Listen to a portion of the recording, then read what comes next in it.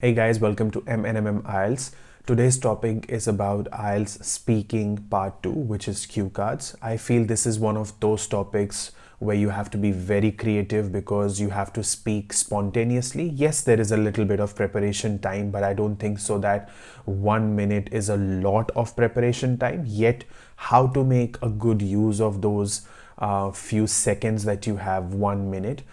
We will understand that in today's video as well, so that those approximately 2 minutes that you get, your answering time, you can be very creative and you can express whatever you feel like expressing, and obviously has to be relevant to the topic that you've been given. Let's dive deep into the topic today. So first thing I want to share over here is that your cue cards, the first thing happens is you'll be given a topic and you'll be given a pen, you'll be given a paper or a notebook. All right, so you do have resources to take notes, and it is highly encouraged that you take notes. Never feel overconfident or feel that I've prepared enough, I've done a lot of practice, I don't need to take notes, I'll just have a look through the topic and I'll be able to speak.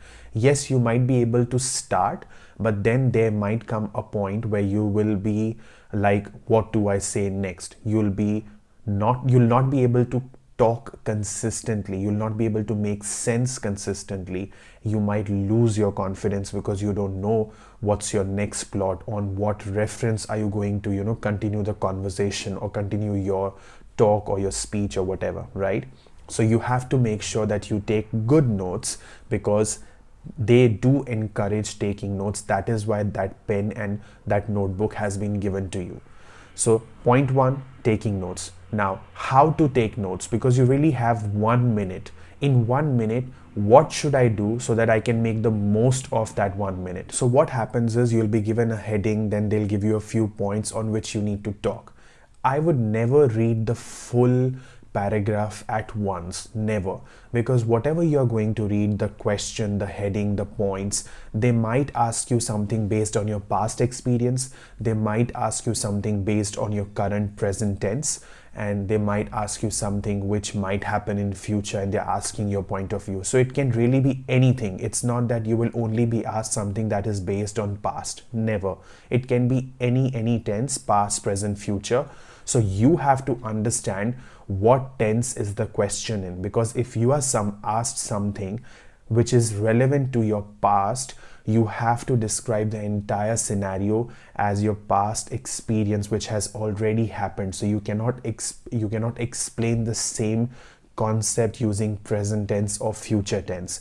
Reading the question, understanding the tense, understanding what they really are asking is very important. Now, how would I make use of this preparation time? What I would do is I would first read the heading. Once I read the heading, I would decide that are they asking something about my past? Are they asking something that I'm currently doing? Or are they asking something that is relevant to the future of anything? Okay, so now, once you read the heading, just write down a bullet point that you would love to share about that heading itself. Don't read the complete question with all the bullet points at once. Never do that, because it is so long, you will definitely forget 1 or 2 points. And then the last thing you want to do is you want to speak good about a topic that was not asked. I would never do that. So what I would do is read the heading, write down a bullet point.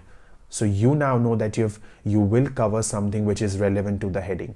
Then read the next point, write down one bullet point.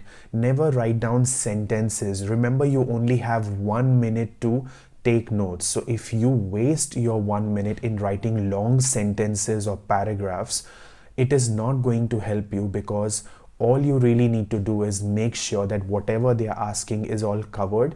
And how do you cover it? In bullet points. All right, like for example, if the topic is describe a vacation that you've been, so the first thing I would do is vacation. Where did you go? Ask such questions to yourself. Where did you go? When did you go? Why did you go? With whom did you go?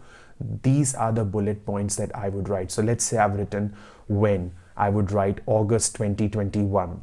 With whom did you go? Family, right? Why did you go? Family time or family vacation. Where did you go? Let's say I've written Europe. So these are the points that you need to write. So now when you actually start answering, you really know that This is the trip I'm going to talk about. The next thing I want to cover is how to take notes for every single bullet points or for every single heading that you get. So what happens is you get one heading, but then you also have further headings, as in further points that they want you to address, and you have to make sure that you understand how to take notes for every single point that you get, not just for the heading. Because a lot of time what happens is the heading is so bold and big that we are all focused about the heading, but we sometimes neglect the points that are mentioned underneath the heading. They are equally important. Please don't neglect them. You have to make sure that you cover every single point that has been mentioned under the heading. So what I would do is, after my heading notes are done, I really like making a box when I've written the bullet point that will cover my heading, because I know this bullet point is addressed to my heading, my main box. Now, when I'm further explaining those points that are underneath the heading, what I would do is I would write down one bullet point for every question they have asked. Let's say they're talking to me about my vacation. Okay.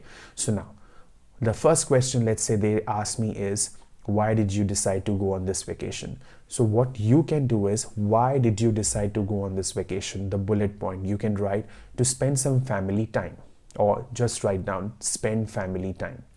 Please don't start writing detailed notes as in, we wanted to spend some family time and hence I decided to go there with my parents, my partner, my kids, or whatever. Okay, because that is not required and you don't have time for that. So taking notes correctly in bullet points, very important. Now, something that helps you to talk in those 2 minutes, approximately 2 minutes, sometimes you get 1 to 2 minutes, something that helps you a lot to talk with a lot of confidence.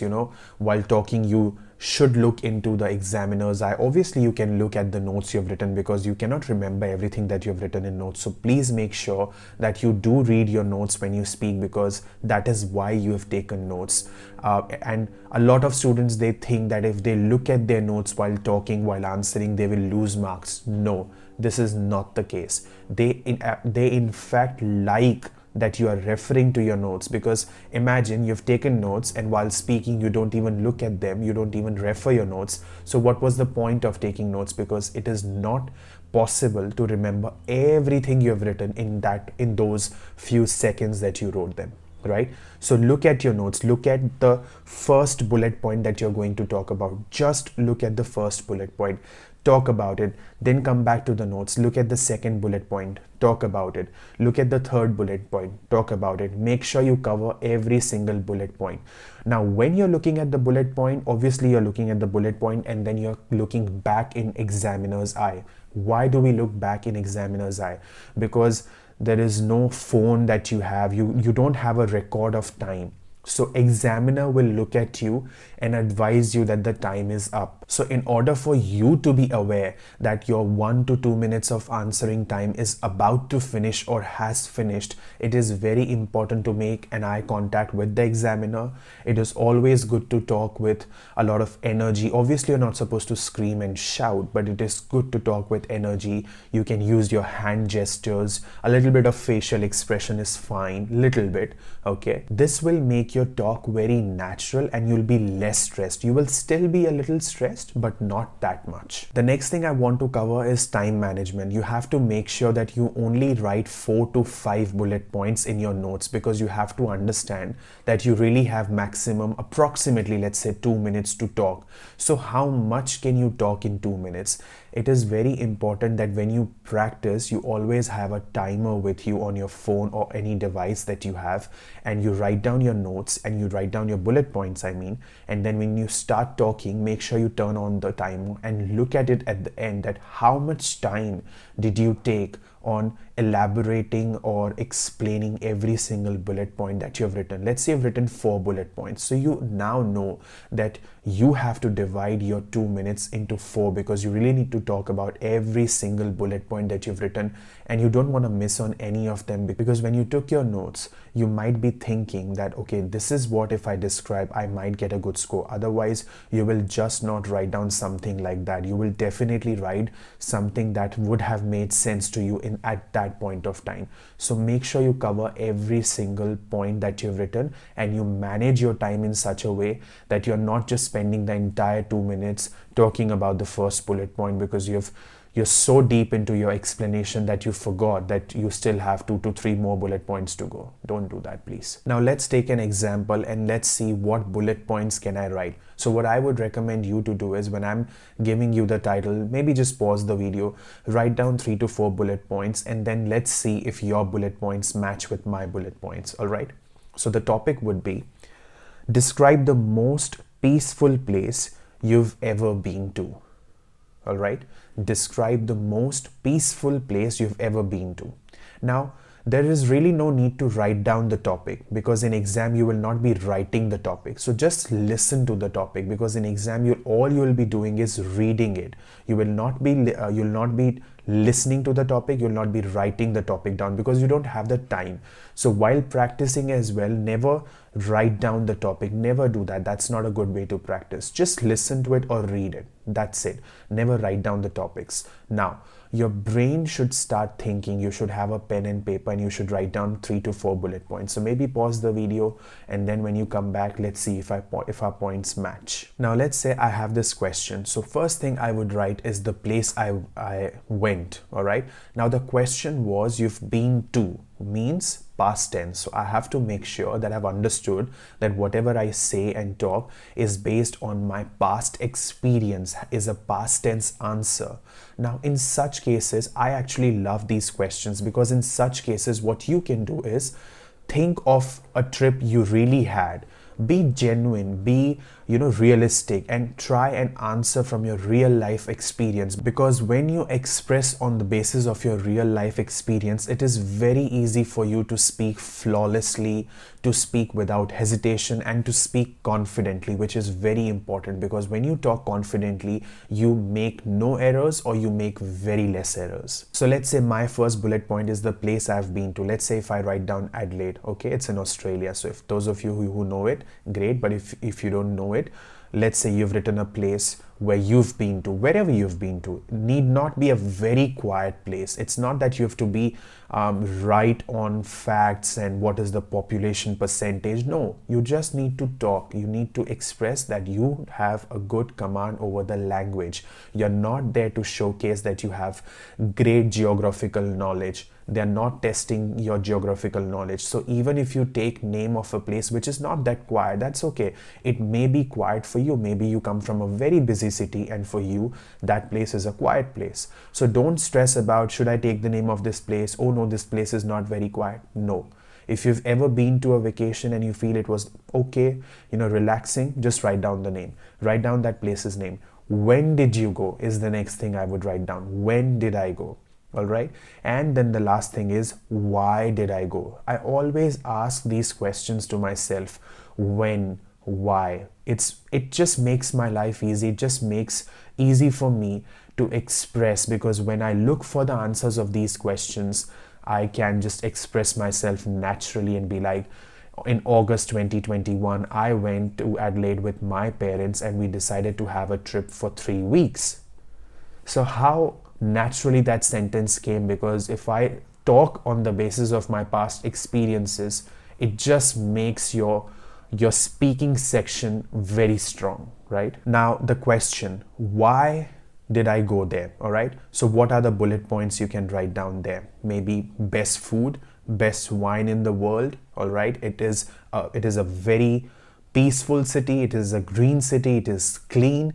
So it is a great place to go with your parents, with your family, and spend some time there with them. So the question why gave me so many points that I could talk on, right? And over there, when I talk about the points that why did I go there, it is so easy for you to talk for like 30 seconds just on why.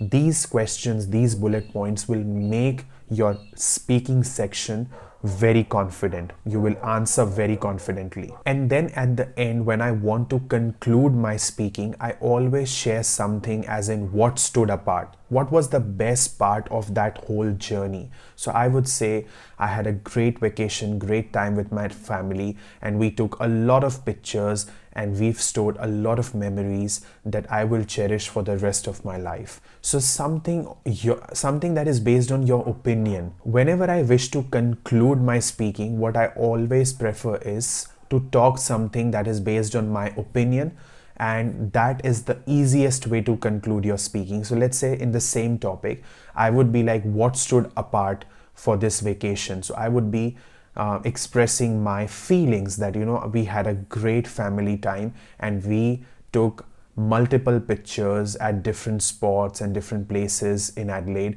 and now I have memories to cherish for the rest of my life.